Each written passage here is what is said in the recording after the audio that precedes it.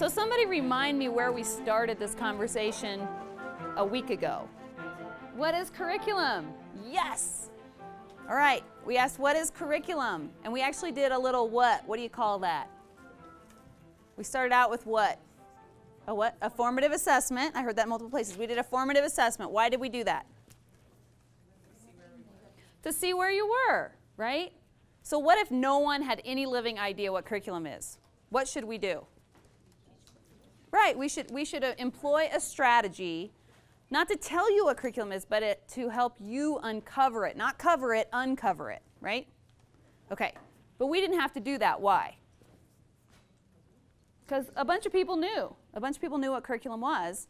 So let's talk about that. What are some things that are curriculum? GVC, world-class outcomes, 21st century skills, standards, content, 4 C's. Okay, yay. What are some things that are not curriculum? Textbooks. Why are textbooks not curriculum? It's a resource. It's a tool. What is it not? It's not the curriculum because it's not the goal. Did it used to be the goal? And when you went to school, in some ways, was the textbook the goal? Yeah. Yes. Why is it not the goal now? Okay, but why? Because it won't help us meet the big picture or goal. And what is that? Why are we moving from memorizing information and sitting at our desks and doing what we're told to... Lifelong learners. Because we want lifelong learners who are prepared... What is that? Application of skills to be able to succeed in the real world. Application of skills to succeed in the real world. And we're moving from really focusing on compliance to really focusing on innovation because that's what's required of our students. That's what's going to be required of our students, right? Where, by the way, where did the compliance jobs go? What happened to them? Huh? Some of them are automated, and some are outsourced. Why are they overseas and not here? Right, because a Chinese worker will do the same exact job as an American worker for 1/100th of the pay. You may not agree with that, but it's just the fact. And the reason that we have such a high quality of life in this country is because we attract high-paying jobs because of our skill set in this country. And we want to continue to do that. So do we want to prepare our students for the jobs that pay 1/100th of what they're used to earning? No. That is not preparing them well, right? Okay, so then you all created various multimedia presentations that sort of brought all that together, yes? And then what did we do next? The world-class outcomes and how where they kind of overlap and what you would naturally piece together. So we started looking at the components of the GVC and what kind of naturally goes together. Here's some things that I'm wondering about. So how hard or easy was it to figure out the 4 C's of 21st century skills and world-class outcomes? Figure out what they were? Yeah, what they were. Not hard? Okay, everybody's good with that? How about the content? Was that more challenging? That seemed a little, my formative assessment, my very not formal formative assessment, our formative assessment walking around, our observation was that most people did really well with what are my world-class outcomes, what are my 4 C's, and what are my 21st century skills. But when we got to the content, we had a wide variety of structures that happened there, okay? So we decided that we should model a little bit before we move into this next step. So one of the beautiful things about content is it can be a reflection of who you are as a teacher. You can structure it however you would like it to be structured. So Dana and I talked about this, and we're different in our approaches because of our backgrounds, frankly. I was a high school science teacher, and she was a high school language arts teacher. So we have divergent approaches to this. So I'm going to share with you, and I'm much like you just described. I have to start with thematic units of content and integrate skills. That's the way I think. But that's not right or wrong. You can start with a world-class outcome and then integrate everything into that if you want to, Okay, so I don't want to paint this is always the danger of showing your work. What's the danger with students when you show your work? They'll copy it. I used to show model cells, right? Guess what would happen? How many of those did I get? 150 of all the same thing. And by the way, when I thought that was a genius activity that I had my students do, create a model cell out of anything you want, you know. And occasionally you'd have the overachiever that brought in the pizza or whatever, but I would have my styrofoam balls from Michael's, you know, that I'd carefully cut and labeled, and, you know, mitochondria, I had all that in there.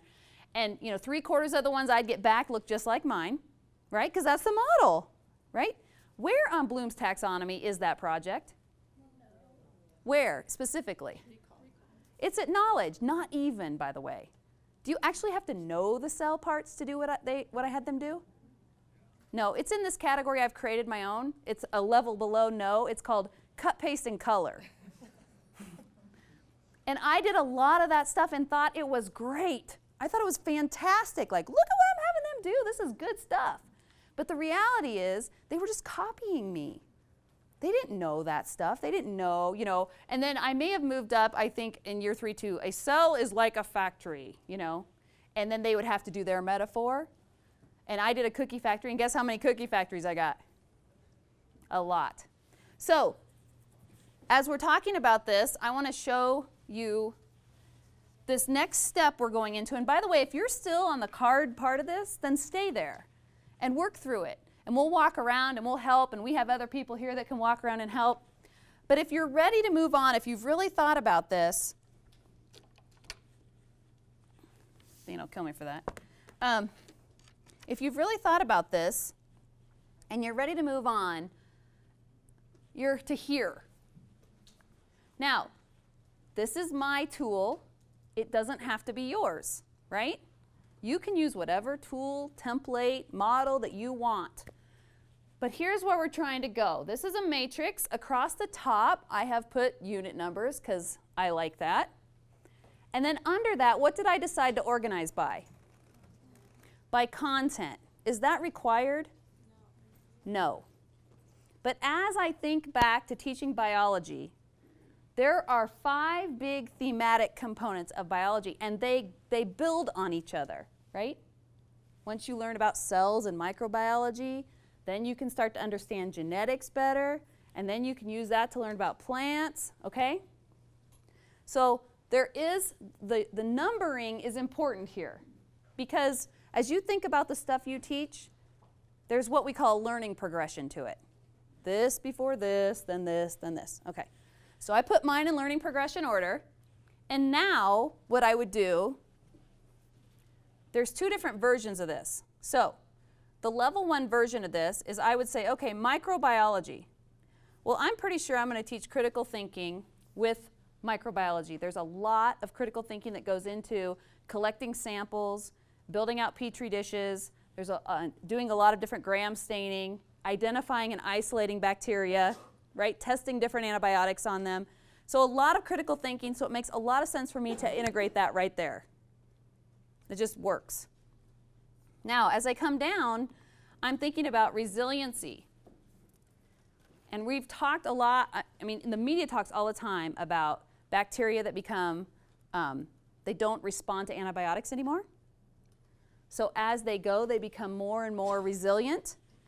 So it makes a lot of sense for me to use this opportunity to help my students understand what resiliency is in a scientific sense, and then even teach them about it within themselves. So I'm gonna put next there.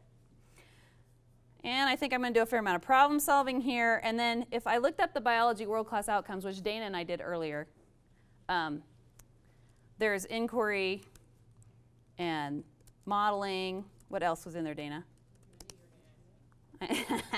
Anyway, so I would go through these and I would say, well, inquiry is... Oh, resolving ambiguity was one. That was under inquiry. I don't have space, but you get the idea. So I would go through and I would say, these are the things that make sense to integrate naturally within my microbiology unit. Now, when I put an X there, what am I committing to? Assessing it. And what else? And teaching it. Is teaching it equivalent to letting my kids do it? No. So when I put an X there, I am committing to likely formative assessment on some component of critical thinking, giving students feedback on their critical thinking, and working to help them move along the continuum throughout this unit in their critical thinking. That's in addition to resiliency, problem solving, and the world-class outcome on inquiry. So think about this. In the whole concept of backward planning, I get this done. What's the first thing I should think about when I get all this built out for Unit 1? What's the first thing I should think about? Overlap, redundancies, maybe. What integrates naturally, the overlap, the redundancies, what else? So what is the one thing I have to think about? Assessment. What assessment? Which one? Well, what do I start with in backward planning? I start with the summative. So the first thing I should think about is, okay, can I come up with a performance, hopefully performance, even better if it's authentic, but can I come up with a performance assessment that will assess all of these things at the very end of this unit? And then can I backward plan to where they are now? So as I think about that, I think absolutely I can. I absolutely can. I know exactly the task I would give them that is real life, that they would have to perform, and they would have to use lab techniques, and they would have to do problem solving, and I would be able to assess all of these skills and this content in this one big summative. And it would not be a paper and pencil test, right? It would be a demonstration of their ability to collect, isolate, and move bacteria into a position of responding or not to a particular antibiotic. Because that's my content, so that's where I live and breathe on that. So what questions do you have about this part of this? Do you see why we had you do the cards and start to sort them into groups? What questions do you have about now taking this and making it your own and assigning things? Now, when I get all done, what should I check for? Holes. What kind of holes? Yes, I have all the 4 C's on there. What else? The world-class outcomes. What else? Do I have to have all the 21st century skills? No. Now, you notice I don't have them all listed. I picked the ones that I feel are naturally integrative. Now, I also think health and wellness is naturally integrative in microbiology, but it's sticky with high schoolers because once you start using blood auger, you start dealing with pathogens, and pathogens are a whole different level of microbiology. So if I'm teaching freshmen, am I probably going to do that? No. If I'm teaching seniors, maybe. So you really have to think about appropriateness and all those kind of things. So that's part of the reason why I didn't put health and wellness on there, because to really take it to the rigorous level it would deserve, it would require certain materials, lab techniques, and actually precautions that perhaps this level of student isn't ready for. So I may not do that. But there are other 21st century skills that I could have put in here. But you can't overcommit yourself. What does that mean? You can't, then you're doing too much and not doing anything well. Yes. I mean, could I have checked all the 4 C's? Probably. I mean, communication, I would probably check here, by the way. Why would I check that? Because in lab, you do tons of technical writing, and it's just a beautiful opportunity to assess their technical writing, which is something they don't do as much of in some of the other classes. So for my teacher friends, I could pick up that. I could say, hey, I'm doing technical writing in the lab reports, so you all are free from that if you'd like. On our school-wide matrix, I'll take that piece. But if she checks that, what is she committing to? Assessment. So are we saying if you don't check it, you can't ever Can I teach still it? have them do technical writing? Yeah. Absolutely. It's just not intentionally teaching and assessing. So if you check it, there's your commitment to that. But it doesn't mean you can't still have them communicate. I mean, Right, and are they going to collaborate throughout this? Absolutely they are. Hopefully with real scientists in real places who are doing real work. Absolutely they are. So could I check it? Yes. But then I'm committing to that. And I've got to be like watching when they're Skyping with scientists and see how their communication is. I've got to look at their lab reports in a different light, give them feedback. encourage the growth to the next level as they do the next prototype and move up a level. So it's just about commitment to the outcome and the assessment that goes with it, and the feedback. And one thing we're seeing in backward plans that's a big coaching moment for us is if people were to lay it out this way, some have everything checked. Yeah. And our question is, do you think that you can take that on and intentionally teach all of that and assess all of that? Because if you can, awesome, great, but that's a lot.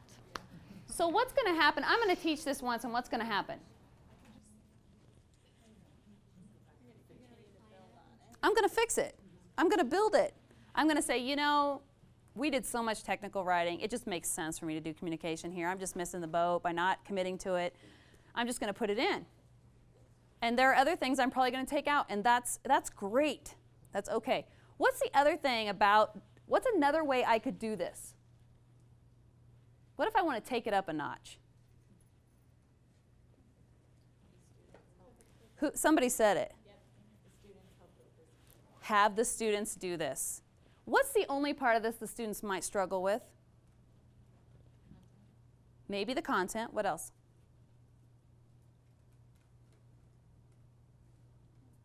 I mean, Dana, tell me what the one world-class outcome was. For inquiry? Yeah. No, the one about ambiguity. Resolving ambiguity. Resolve ambiguity. So I may have to spend a little time unpacking some of those outcomes with them ahead of time, but I absolutely could give this to my kids on the first day of school, could I not? These are our goals. Why are they our goals? Why do we need to know this stuff? We could do all of that. Could different kids choose to do different things in different units? Okay, that's taking it up a notch for the teacher, yes, because now your assessments are really getting challenging, but it's possible. And that'd be a great example of student-teacher collaboration and differentiation. Does that make sense? What questions do you have about this? Okay, so there's one other thing I need to tell you is that this is the sort of level 1 of the matrix.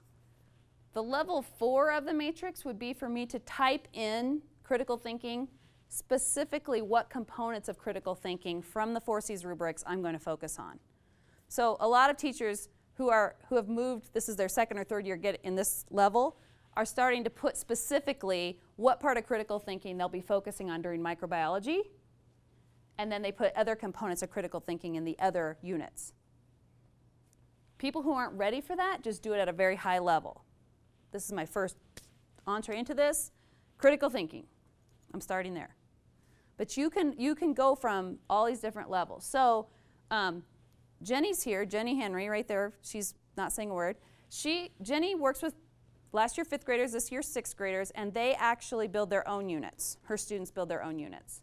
So if you want to talk with Jenny, she's going to be here and available. Russell's in the back in the pink. He was here last time also. It's okay, pardon me, it's salmon. Russell's in the back. He's also going to be available. He's working from, I remember when Russell started this in the stage 3 of his, used to have a calendar. March 21st, here's what we're doing, right? And this year it doesn't have a calendar, does it?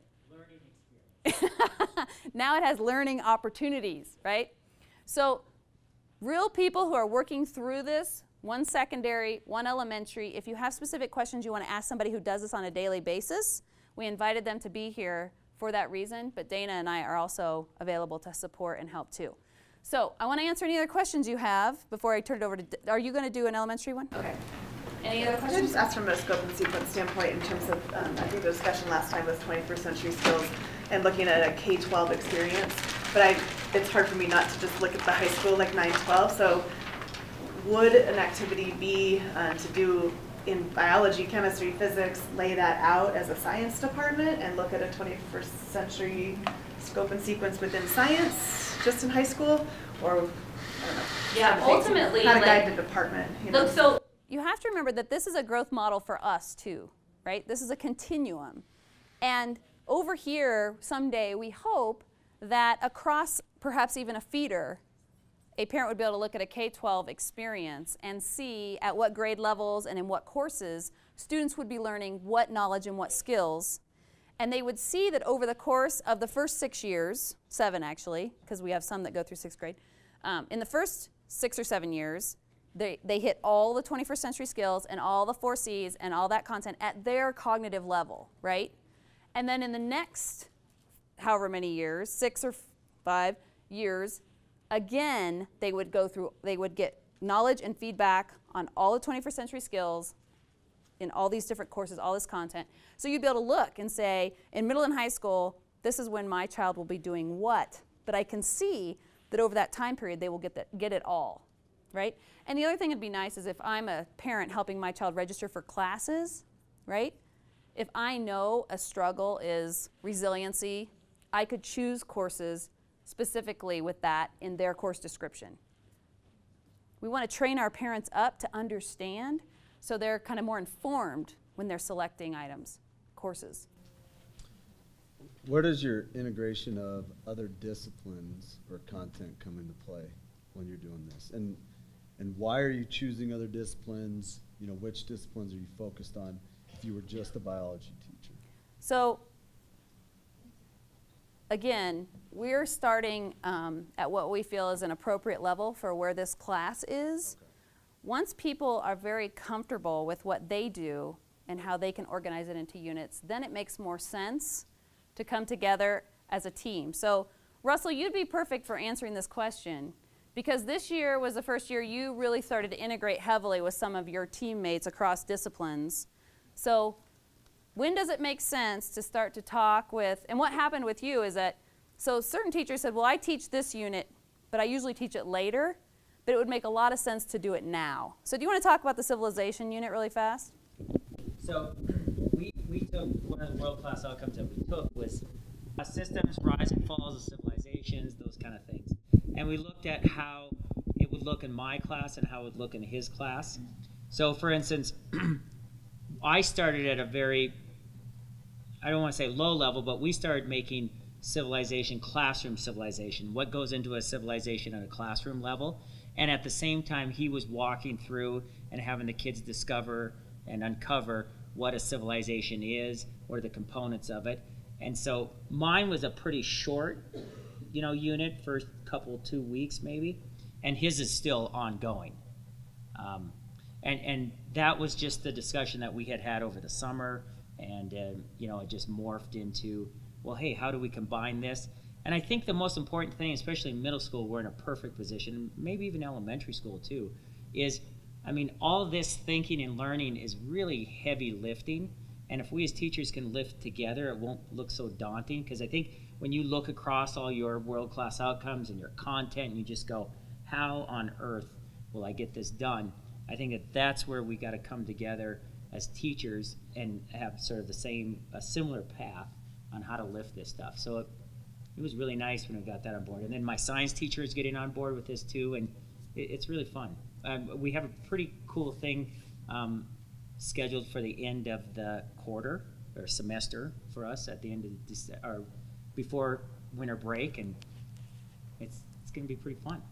We're going to get rowdy. It's going to be good. Another thing, Dan, so when you talk about differentiation, that readiness piece, I don't think, and I'm going to speak from the secondary level where we tend to be very trained in our content, I don't think you can take people who aren't ready, but those who are. I used to collaborate with social studies, and we'd do a resiliency unit. We'd read Night. They'd talk about the historical period in terms of the Holocaust and what happened there, and so we really collaborated on that.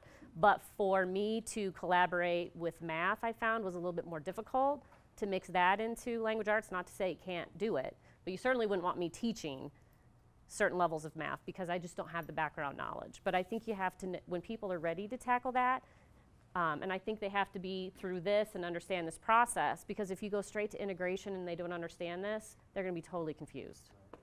And what we have found is working with some teams is that sometimes it's just about unit rearrangement. Like, oh, those fit together anyway. If I just move this one here, then it would make more sense for the students. But I agree with Dana that the first step is this, and you can't run until you can walk in the process. So walk first, really know your stuff. What are your outcomes? How do they integrate before you start to reach out to other disciplines? Elementary is a beautiful thing because they get to integrate everything right from the beginning, where secondary, it gets pretty difficult when you get to high school because of the kids' variability in scheduling. So it can be a lot more challenging in high It's school. more challenging, but it doesn't mean it can't be done. I just want to add that. It just doesn't mean it can't be done. No, absolutely. Well, and one of the problems we have in math science integration at the high school, and we won't go down this bunny trail too far because of all the elementary folks, but is that so long ago, this group of people got together and said, we should teach science, biology, chemistry, physics. And you know why they decided to do that? Anybody know? Because it was alphabetical. But when you reconsider the actual content rigor, it makes perfect sense to teach chemistry with geometry. It makes perfect sense to teach algebra with introductory physics. So a lot of districts have gone to a physics first movement so that they can do algebra or algebra 2 with physics, which makes a lot of sense. And then by the time your kids get up to sort of AP physics, they're doing calculus, which again makes great sense. And chemistry has a lot of geometry in it. And so if you reorder, and by the way, biology has a really challenging vocabulary. So biology should be later, not first. A lot of kids don't do well in biology out of the gate. The concepts are complex. And by the way, everything in biology is based on physics and chemistry. So to teach it first, it doesn't really make sense. But we did that because it was alphabetical. So it's like the QWERTY keyboard. Anybody know why we have the QWERTY keyboard? To slow you down. It's the slowest configuration of keys that is possible. Why is that? Why do we use the slowest keyboard possible? Does anybody know? Peter? Mechanical typewriters, we would type too fast and they'd jam up. Do you remember that? Do you remember those typewriters that were all the little metal things? And you type real fast and they'd go like this? So people started complaining a lot about the typewriters because if you were making the fastest typewriter in the world, what would be on home row? Vowels. The vowels, right? They're the most used letters. But think about where the vowels are. Okay, so not everything makes sense, so make sure that you question some of that stuff that doesn't make sense, like the teaching order of science. It's just wrong. We just did it because it was alphabetical. Okay, Dana, your turn. You had me at blood auger, by the way. I don't even know what that is, but it sounds cool. It is cool. It's auger made out with blood. So I'm sure that most of you will probably relate to Liz's configuration better than mine because I'm like all yellow and all red, so I don't make sense to a lot of people. Literally, she's 50% yellow, 50% red. I have 3% green, 3% blue. It's lucky I even get to work in the morning. So what we did was put the world-class outcomes, 4 C's, and 21st century skills on the top instead of the content or the unit. And then we did the units on the side. So does that make sense? You can go across this way instead of down. Also, you'll see we didn't put the X in because I was working with a very green person, so they wanted a little more detail, which is totally fine. And we did integration.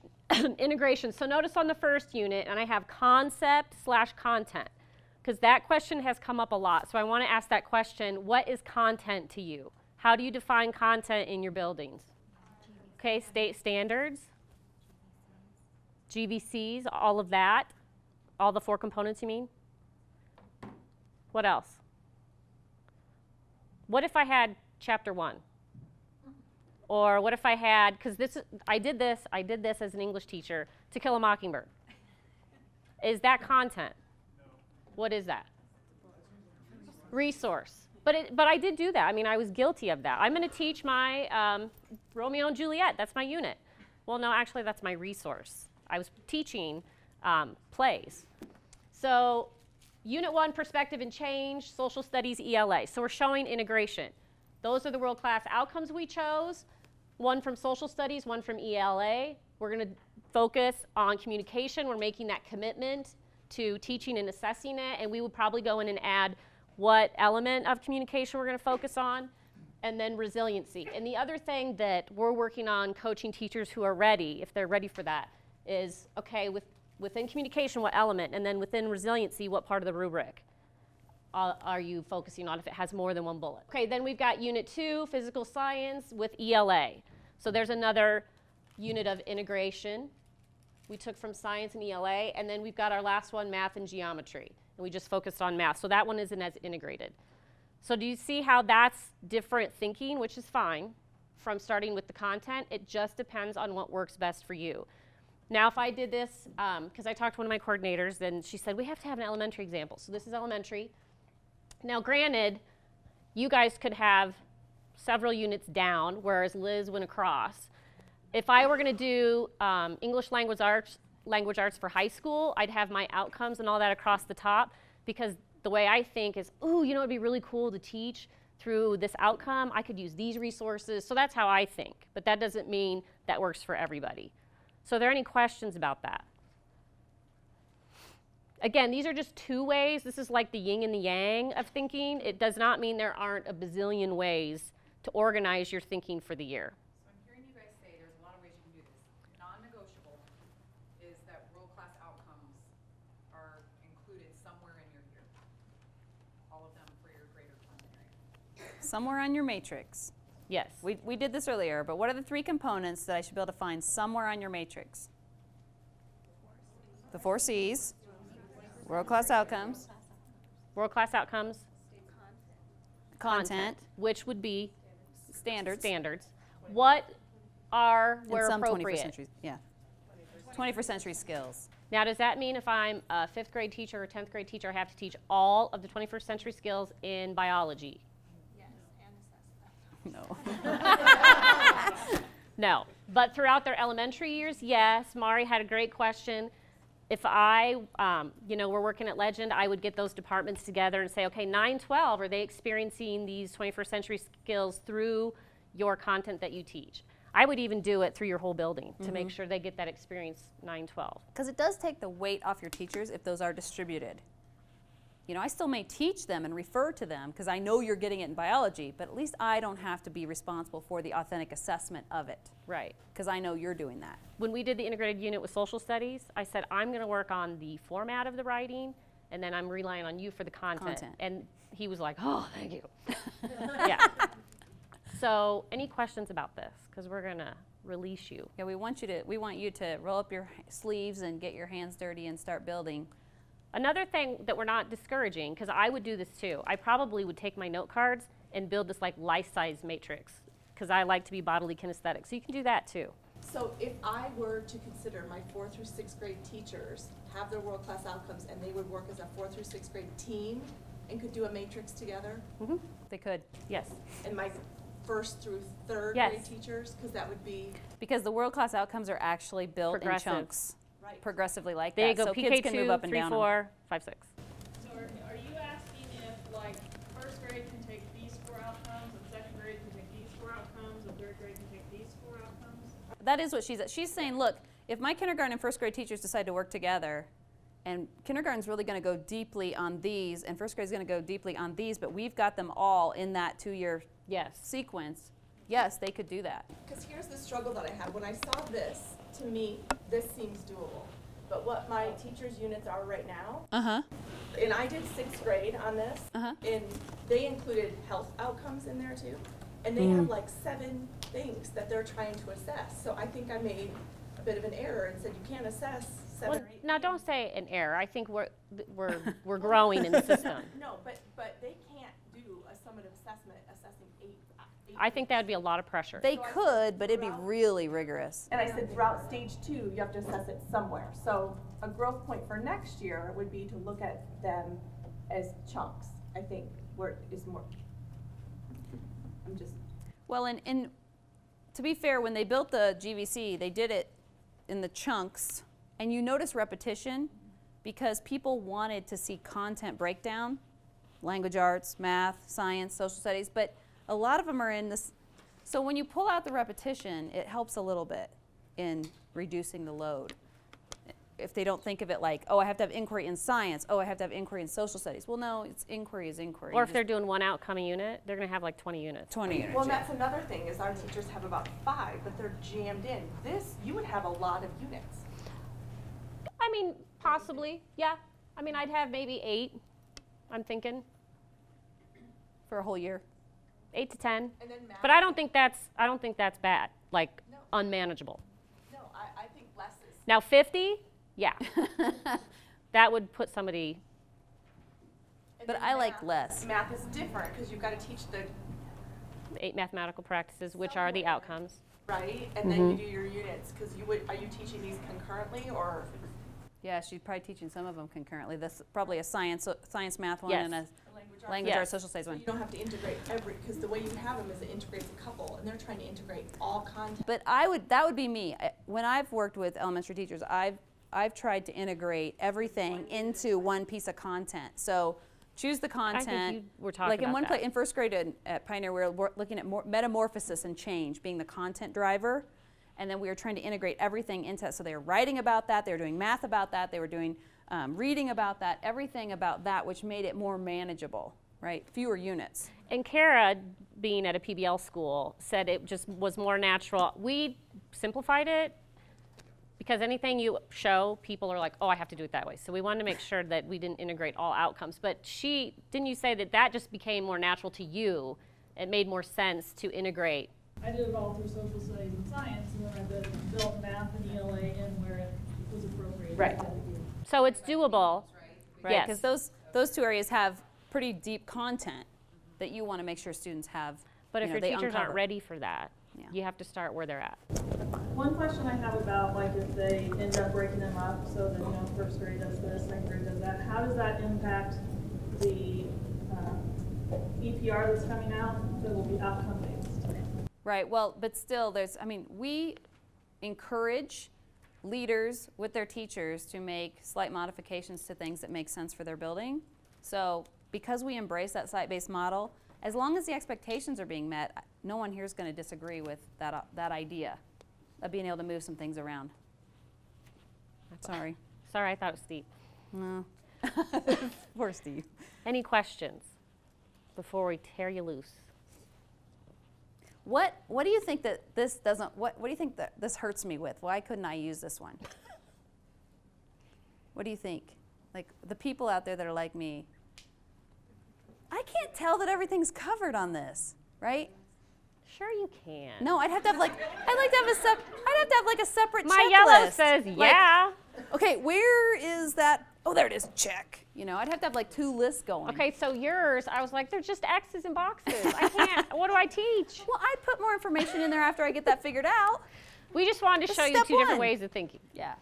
So, okay, so let's go get started. This is going to be your product, right? Because this is for PGI. So this is going to be your product. It's going to be the year at a glance of your stuff that's going to demonstrate all of your things are in there. And if Like you that. need help, let us know. We are here to support. Really great. We have half of this done, but we have it done on the IBPO I have, and we need to pull this in because that's our next big. We need to see where the thing to work alignment on. is. Right. That's what we were thinking we could do, to see where the alignment is. So we already have it done. It's a living document, actually. It's still being We've already got a matrix going there. Yeah. Because things come up all the time, or they're like, I did problems on the desk with my friend. They take a snapshot of it, they attach that, and then in this box, they're like, problems on the desk. Okay. And then I basically, if they are at our conference, like a conference with every kid every day, so if he comes to me, he's like, I got this box, I got this box, I got this box. I'm like, okay, great, let's look at some of the evidence. And it's been really positive. Good. And the buy-in has just been amazing. It's been very exciting that way. So I'm proud of you for giving it a shot. Yeah, thank Trying you. something different. That's awesome. Yeah. So that would be more like maybe in comprehension, providing that that's what we're talking about.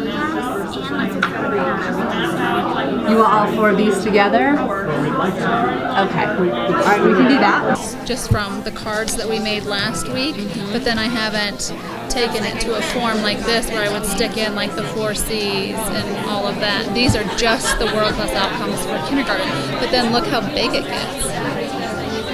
So I don't know, and we could work on it together. Maybe we just focus on, okay, you know the outcomes really well. How did it carry through into stage? Where was it assessed in stage 2? Where was it taught in stage 3? And check. Right. That was my, like, when you go through in stage 1, you can kind of just start, it's like, we're going to put that in. And then you get to stage 2 gotta and you're like, pay a little bit in stage 2. It's so true. I kind of like a trout pond where you pay per pound. Like, you can fish and you're catching, and you got to go and weigh up. Our goal, if you recall, was to make sure that you had a good understanding and could use and create units from your GVC that was your grade level or your content area. I talked with the music folks that have 500 students, right? And how many things can you commit to teaching, assessing, and giving feedback on with 500 students? It's less than when you have 25 students, right? So you just have to be, you have to really personalize this to your professional craft. This is, you know, I used to say, you know, like anybody can come in and just sort of cover a textbook, right? This is really hard professional work. It is what makes education a true profession. Not in, I mean, I couldn't have somebody just come in and do this. They wouldn't understand the components, the unit design, where your students are, the personalized approach, all of that. But you really have to make it yours. I did this one the way I feel comfortable. Dana did it a different way, and there's many of you that have done it other ways, and all of that is okay. It's not about the template. It's about organizing the learning in meaningful ways. And the one thing that is a good thing, those of you that are like, man, maybe I need to think about this for a while, that's exactly how you want your kids to leave every day. Like, man, I really had to push my thinking today, because we want them to feel like, I really had to think about this. Not, oh yeah, that took me 2 seconds. This is easy to talk about and hard to do. Can you clarify again what you meant about when she asked the question, so if I have my preschool teachers decide these outcomes and these, and how that relates to the wording on site? Oh, okay. So Kelly asked me if it's possible that the kindergarten and first grade teachers could get together, develop units, and sort of divide up the world-class outcomes, because they are chunked. They were built that way. And I said yes. So people got confused and said, no, wait a minute, it says on site all outcomes. And yes, it does, because here's the sort of base level expectation. The base level expectation is that every child has an opportunity to learn all of the outcomes at any given grade level or subject matter. However, if you work together, a kindergarten and a first grade teacher work together, and their evaluator is completely aware of it and knows that all of the outcomes are covered or uncovered, as we prefer to say, on that two grade level span, that's perfectly okay. There's nothing wrong with that. But in the absence of that level of collaboration, which we hope is occurring, we want to make sure that children at each grade level have the opportunity to learn the outcomes that have been designed for them. So if you don't have anybody to collaborate with, then you are responsible for all of the ones associated with your particular content or grade level. But if you can collaborate and transparently demonstrate with your evaluator that you have done that, absolutely is fine. Right, so I just want to make sure people don't walk away with, let's say I'm a language arts teacher, and then I go, oh, so I'm not teaching any world-class outcomes in 9th grade because I'll just hit it in 10th grade. You have to have that conversation with your evaluator, collaborate. Right, but we have some humanities teachers that one's language arts and one's social studies, and they definitely have organized in such a way where one works more deeply on one works on the other. That's completely fine. It doesn't make sense to be redundant and repetitive when we don't have to be. Are there any questions about that? Because I don't want there to be misconceptions about that. Like Liz and I were saying, at the high school level, I would never say, hey, biology teacher, would you take 2 of mine? I'll take 2 of yours, because I just don't have the content level to teach biology. But it does lend itself a little bit better at the elementary level when you're responsible for teaching all of so many content areas. Yeah.